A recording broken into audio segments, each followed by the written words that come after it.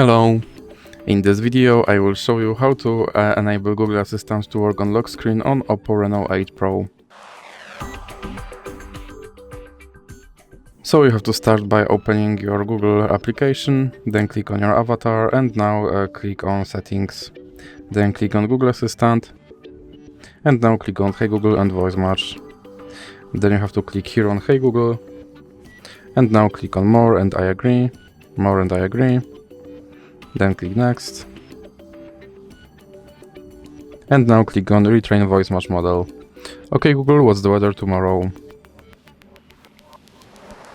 Okay Google, set a timer for 5 minutes. Hey Google, make a call.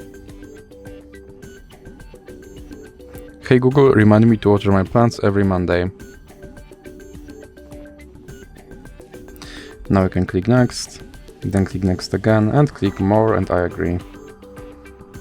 Then you can go back and now click on Lock Screen, click Yes I'm in and make sure that this first option stays on.